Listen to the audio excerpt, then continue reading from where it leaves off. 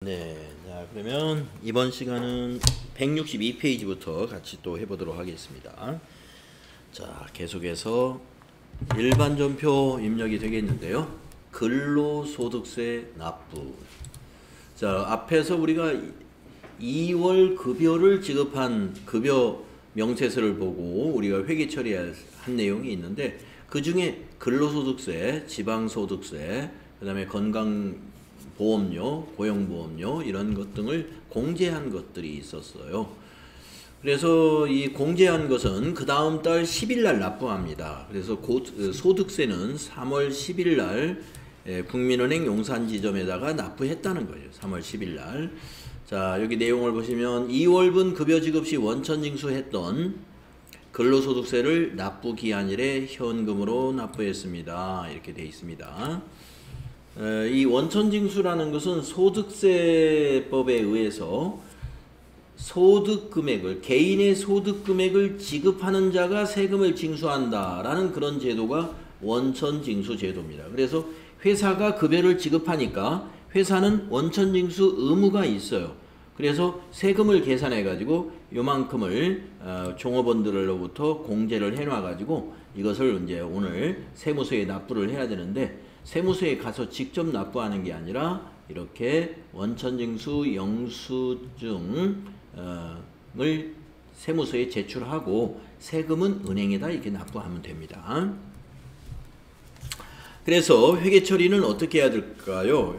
회계 처리는 차변의 예수금, 대변에 현금으로 납부했으니까 현금이죠. 대변의 현금. 금액은 여기 22만 5,420원이 되겠습니다.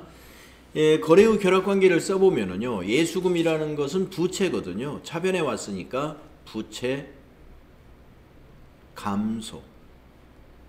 급여 지급하는 날은 예수금이 대변에 가면서 부채 증가였고요. 오늘은 납부했으니까 부채 감소. 대변의 현금은 자산 감소. 이런 결합이 되는 거죠. 부채 감소, 자산 감소의 결합이 되겠습니다. 자, 그러면 전표를 입력하십시오. 날짜는 3월 10일입니다. 자, 일반 전표의 날짜를요 3월 10일로 바꿔주시고 출금 전표로 작성하면 되겠습니다. 현금으로 납부했다고 되어 있네요. 출금하시고 예수금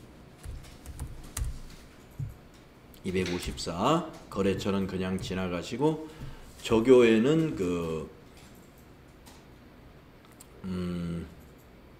근로소득세 납부했죠? 1번 조교 쓰면 되겠네요. 1번 조교. 금액은 225420. 네, 이렇게 하시면 차변의 예수금, 부채 감소, 대변의 현금, 자산 감소. 다음에 그 밑에 자료는요, 건강보험료 납부한 영수증이 되겠는데, 건강보험료는 조금 전에 근로소득세 납부한 것처럼 회계 처리하지 않습니다. 왜 그러냐 하면은 건강보험료 납부 총액에는 회사가 부담하는 것도 있어요. 회사가 부담하는 것. 그래서 여기 자료 설명 한번 읽어보시면은요, 3월 10일 날 2월분 건강보험료와 장기요양보험료를 신한은행 보통예금 계좌에서 이체했습니다. 그러면 이제 보통예금은 대변이 되겠네요. 보통예금.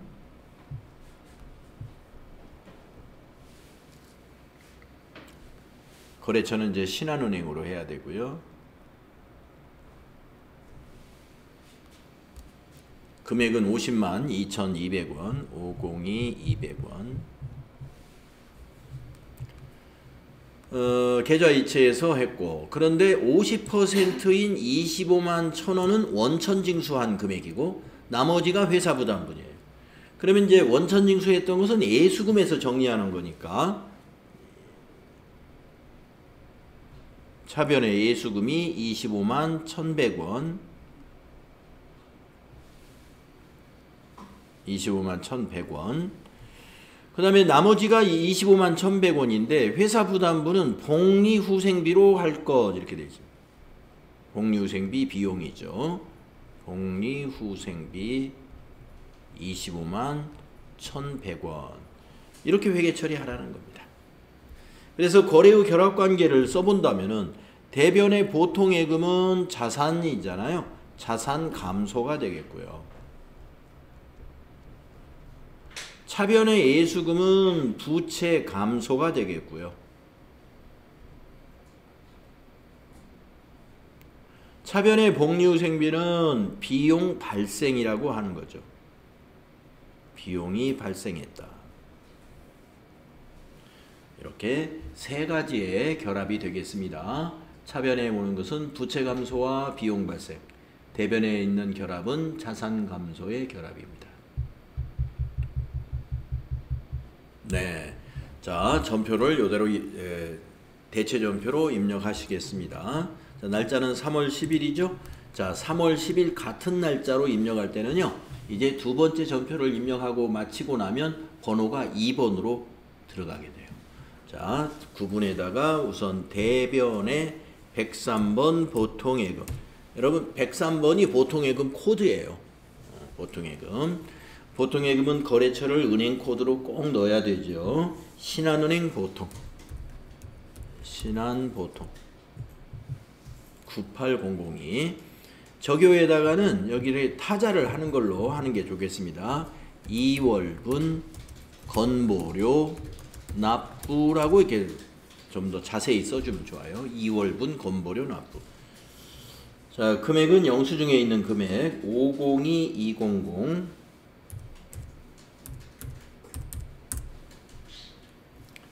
자, 이제 차변 3번.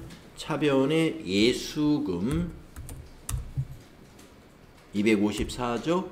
네, 거래처는 그냥 지나가시고, 예, 건보료 예수를 납부한 거니까 그냥 엔터를 쳐가지고 2월분 건보료 납부 그 적요를 그대로 이용하셔도 무관하죠. 금액은 25100원, 25100원. 그 다음에 또 차변 하신 다음에 복리후생비 800번대.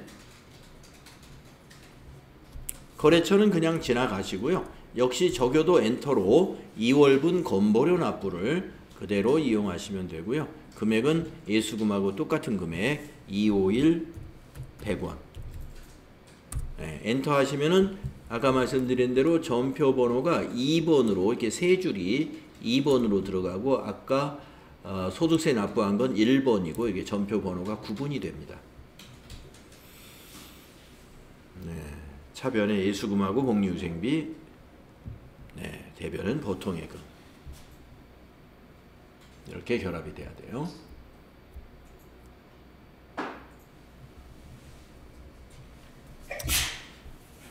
그 다음에 163페이지에 있는 9번째 번호 지방소득세 납부를 보겠습니다.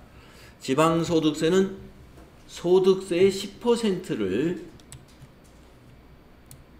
지방자치단체에 납부하는 세금을 말하거든요. 자, 2월분 급여지급 시 원천징수한 지방소득세를 납부기한일에 현금으로 납부했다. 현금 납부했으니까 출금전표로 쓰면 간단하죠. 먼저 여기다 분계 한번 또 써보실까요? 예, 현금 납부니까 대변의 현금이 22,530원 이렇게 되고요. 차변에는 예수금인 거 아시죠? 예수금이 22,530원. 거래 후 결합관계도 잘 아시죠? 차변에 오는 건 부채 감소. 예수금 차변에 기록해서 부채가 감소하게 되고요. 대변에 가는 것은 자산 감소. 차변에 현금 22,500원을 530원을 기록하게 되면 그만큼 자산이 감소하게 되는 거예요. 현금이라는 자산이. 부채 감소, 자산 감소의 결합이죠. 자, 출금전표로 전표 입력합시다. 자, 같은 날이죠. 3월 10일 계속 같은 날입니다. 여기 구분에다가 1번 출금한 다음에 예수금 254번 예수금 거래처는 엔터로 지나가시고 적요에다가 2월분 지방소득세 납부라고 이렇게 타이핑 해주는 게 좋을 것 같습니다. 금액은 22530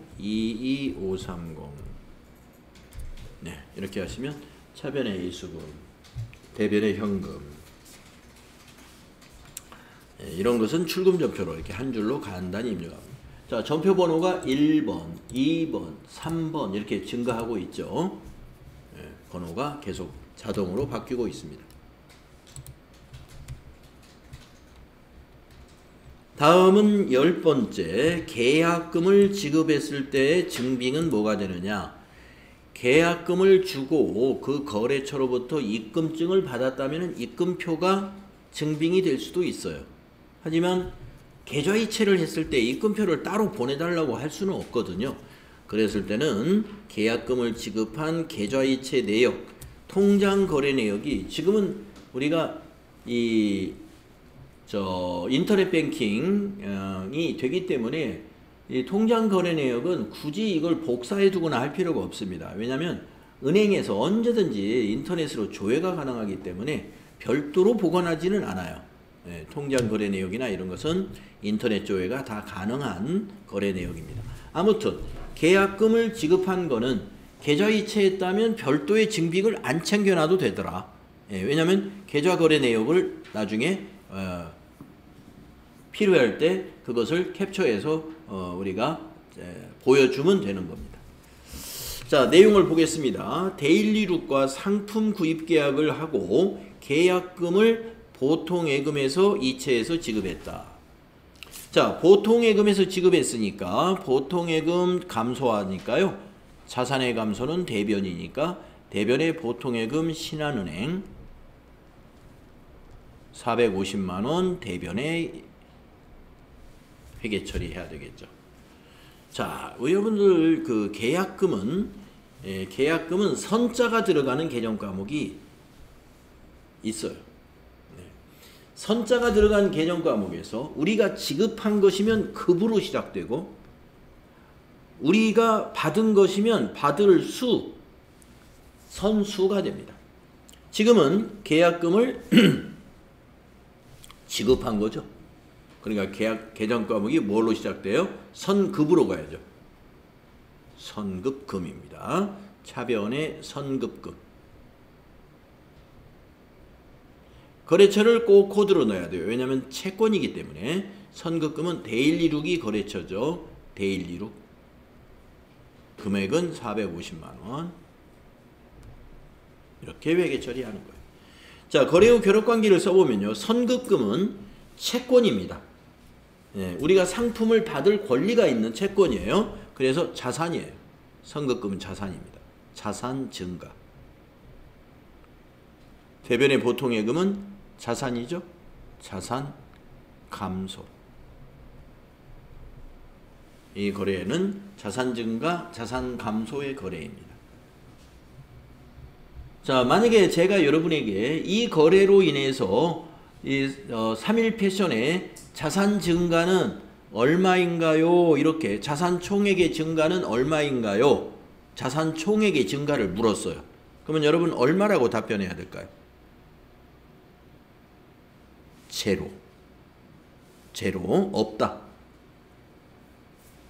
자산 총액의 증가는 없다. 이렇게 답변하는 거예요. 제로라고 하면 맞는 거예요. 왜냐하면 자산 증가가 450만 원이고 자산 감소 450이니까 자산 총액의 변화가 없는 거래죠. 이런 어떤 그 문제에서 말이죠. 이런 자산 총액의 변화가 있냐 뭐 이런 질문을 하는 경우 이론 문제에서 그런 문제가 나와요. 어떤 거래를 쭉 설명해 놓고 이 거래로 인해서 자산 총액의 증가는 얼마인가요? 1 얼마, 2 얼마, 3 얼마, 4 제로. 이렇게 보기를 내놓고 거기서 답을 찾아라. 이론 문제에서 단답형이나 주관식은 없습니다. 전부 사지선다예요. 객관식으로 나오는 거죠. 자, 그러면은 이게 전표를 입력합시다. 여기 3월 20일 날짜로 거래가 일어난 거니까 3월 20일로 날짜 바꾸시고요. 자, 3번 차변부터 입력할게요. 선급금 이건 거래처를 코드로 넣어야 된다고 그랬죠. 대일16에다가 지급했어요. 거래처 대일 01002. 적요에다가는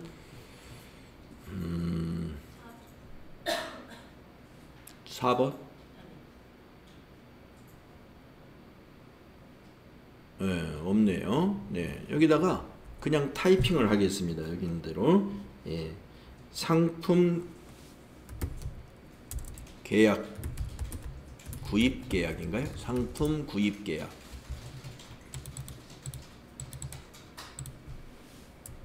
이런 식으로 넣어주는. 네, 금액은 450만원. 대변에 보통예금에서 지급했죠? 103번 보통예금. 은행을 코드로 넣어야 돼요. 신한은행 보통. 적용은 엔터로 위에 거 그대로 상품 구입 계약을 복사하시면 되겠습니다. 4500 플러스. 네. 선급금.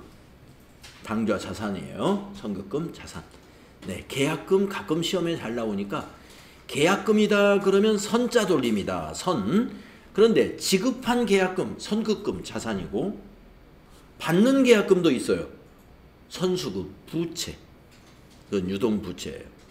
선수금, 부채 받았으면 대변에 가겠죠. 선수금은 받았을 때 대변, 선급금은 지급했을 때 차변. 나중에 정리될 때는 서로 반대쪽에서 정리가 됩니다.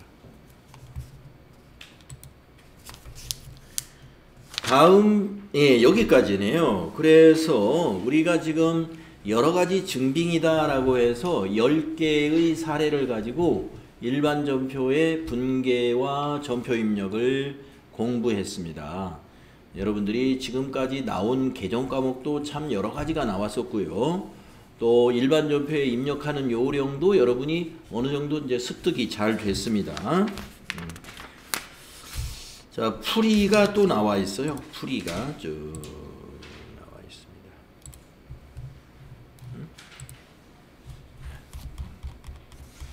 우리가 했던 거하고 아마 여러분하고 천천히 같이 했기 때문에 우리가 틀린 건 없을 겁니다. 그대로 다 똑같다고 보시면 되고요.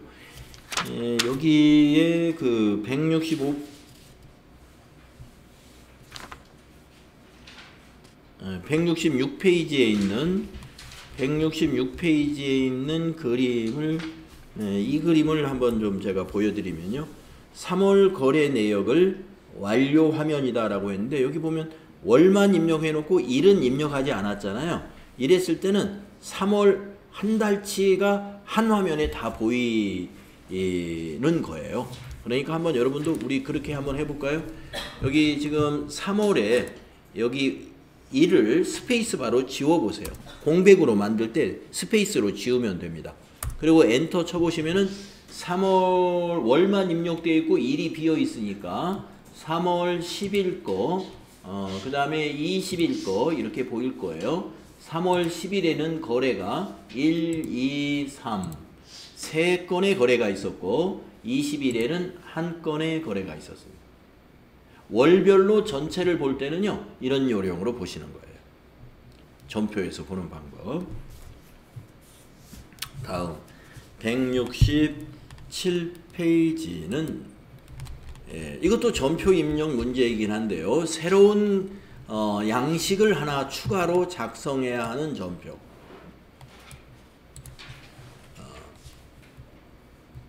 영수증 수취명세서 작성입니다. 자, 우리가 앞에서 전표 입력할 때요. 미소식당에서 야근 식대로 밥 먹은 거 5명이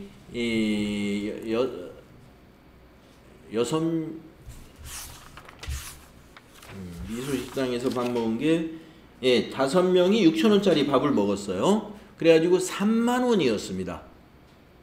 그 거래는 영수증을 받은 거래인데 30,000원 이하이기 때문에 영수증 수취명세서를 작성할 필요가 없었어요. 네. 자, 영수증 수취명세서는 영수증을 받았는데 30,000원이 넘은 거래. 3만원 초과이면 영수증 수취명세서 작성해야 돼요. 왜 그러면 귀찮게 이런 것을 작성해야 되는지 여기 설명을 한번 읽어봅시다. 증빙이란 거래 상황에 대하여 객관적으로 입증이 가능한 증거 서류를 말합니다. 일정 사업자와 거래 건당 3만원 초과 지출 시에는 정규 증명 서류를 받으세요. 이렇게 돼 있어요. 정규 증명 서류가 뭐냐? 4가지입니다. 세금 계산서,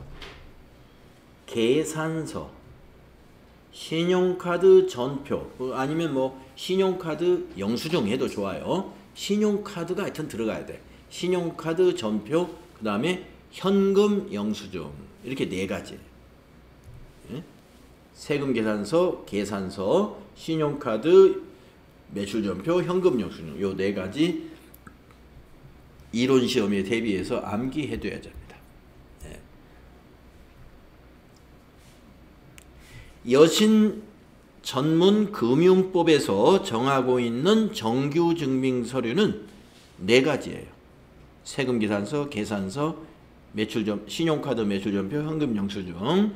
요 4가지는 뭐냐면은요, 신뢰할 수 있다. 어느 정도. 그래서 정규 증명 서류를 받도록 하고 있습니다. 그런데 아까 미소식당에서 먹은 3만원, 그거는 3만원 이하니까 정규 증명 서류를 안 받아도 상관은 없어요.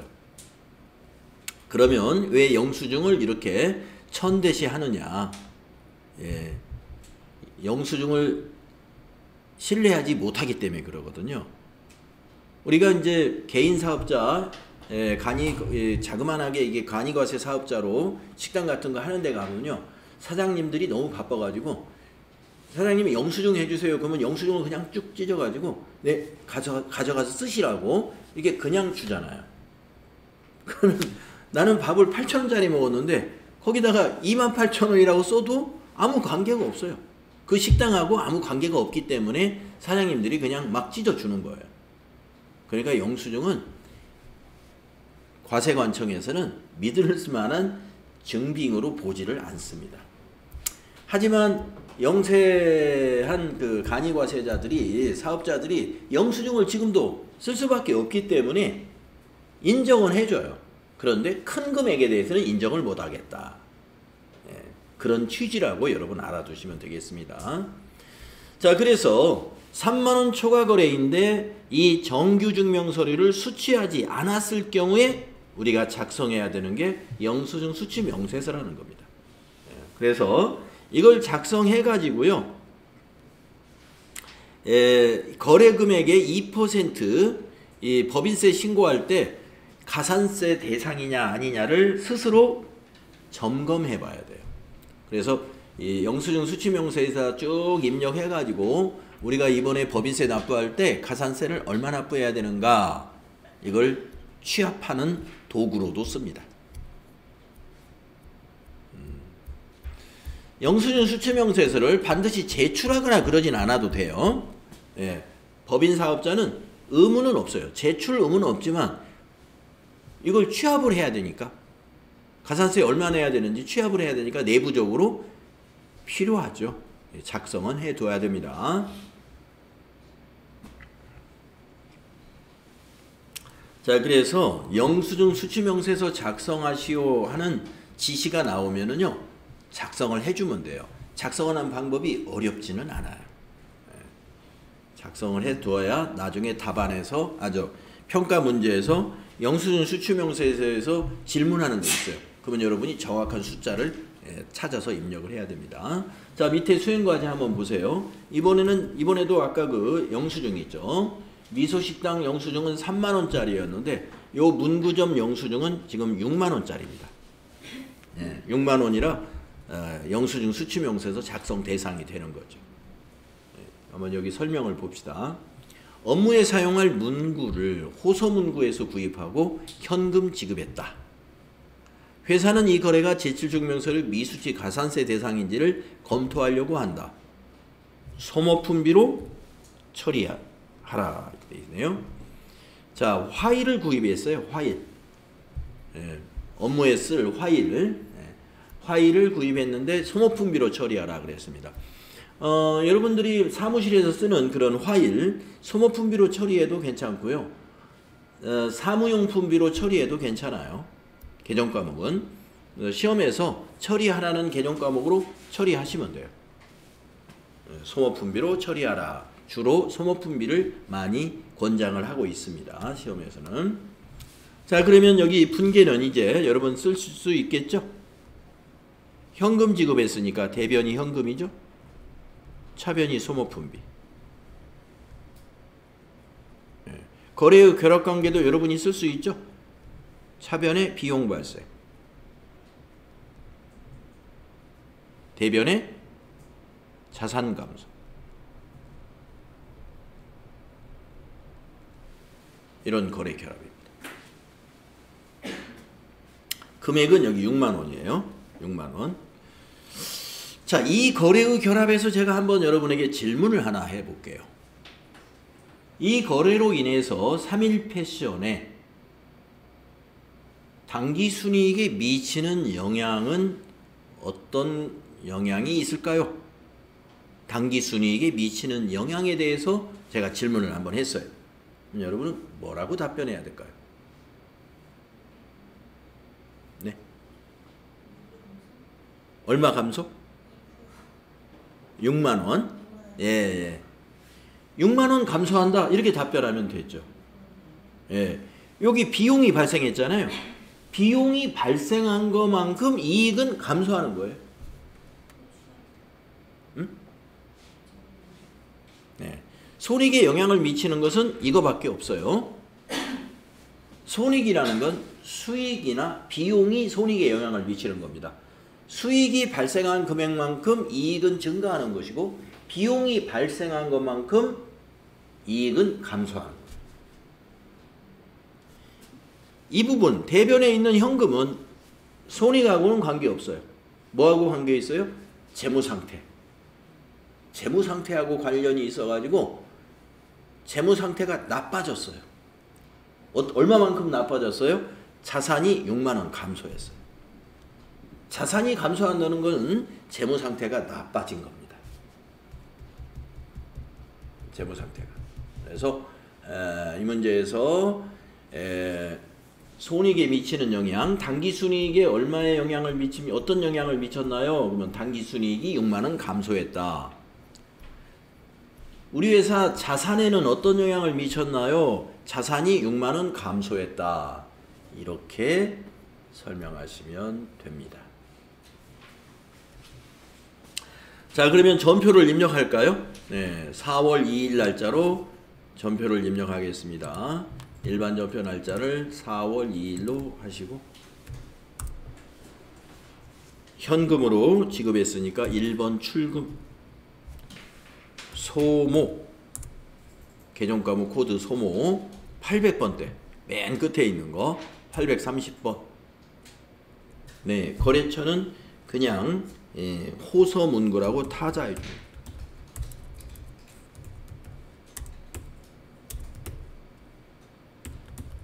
호서문구. 적요는 화일구입. 금액은 6만 원. 이렇게 출금전표를 하시면 차변에 830번 비용 발생, 대변에 현금, 자산 감소 입력됐고요. 이제 수행 3번에서 이렇게 영수증 수취 명세서 1과 2서식까지 작성을 수행하시오. 이렇게 지시가 나오면은요, 여러분이 전체 메뉴에 가셔가지고 영수증 수취 명세서라는 건 결산과 관련된 거에 있어요. 영수증 수취 명세서 이 자리에 있습니다. 여기에서 클릭을 해서요. 이 서식이 지금 현재 열려있는 이 탭이고 1서식은 조금 있다가 여기를 클릭하면 됩니다. 자, 이 서식에다가 거래 날짜 2024 0402 영수증이 다 있어요. 여기 입력하는 것은 상호 호서문구 성명 이사랑 사업장 서울 강서구 강서로 420 사업자 301 33 165 15 엔터 거래금액 60 플러스. 자, 구분이라는 거에 딱 가니까 표가 하나 딱 나타나죠. 이 표에 대해서 잠깐 설명을 해드리면요. FAT 1급 여러분들 시험 볼 때는 이 표에 선택할 것이 없다고 보시면 돼요. 그냥 구분은 그냥 지나가세요. FAT 1급 시험 보실 때는 여기서 출제를 안 하기 때문에 그렇고요. TAT 2급까지 우리는 공부할 거란 말이죠. 앞으로 TAT 2급에 관해서 영수증 수취명세서가 나오면 여기에 해당되는 것을 출제를 할 때가 있어요. 자, 뭐냐, 이 거래가 보험 가입이라든가 금융 거래 같은 거, 이런 거는 영수증 적격 영수증을 받을 대상이 아니에요. 그때는 16번 넣어주면 되고요. 농민과의 거래, 우리 법인의 식당에 배추가 필요해가지고 마침 농민으로부터 배추 좋은 게 있어서 농민으로부터 배추를 사왔어요. 농민은 사업자가 아니니까 그냥 뭐 이렇게 영수증을 쓸 수도 있죠. 적격증빙이 아니어도 괜찮아요.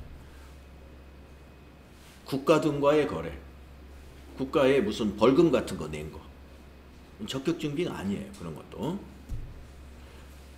비영리 법인과의 거래, 네, 무슨 장학재단에 기부금 내고 기부금 확인서 영수증 받은 거, 이것도 적격증빙 아니죠? 이런 것도.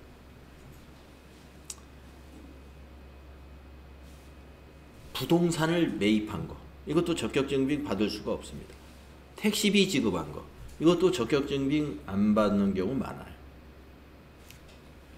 나중에 이제 또 압니다만은 송금명세서 제출이라고 있어요. 송금명세서를 제출한 것도 시험 문제를 냅니다.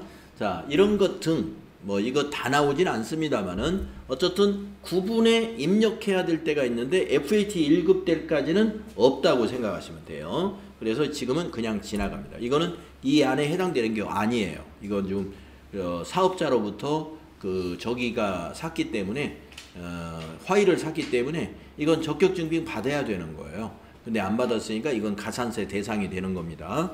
자, 계정 과목에 더블 클릭해 가지고 소모품비 800번대로 다시 또 찾아줘. 830번. 적요에다가는 화일 구입. 그러면 이제 명세서 2번은 작성됐으니까 명세서 1번 탭을 클릭해 가지고 여기에 반영되도록 하라는 건데요.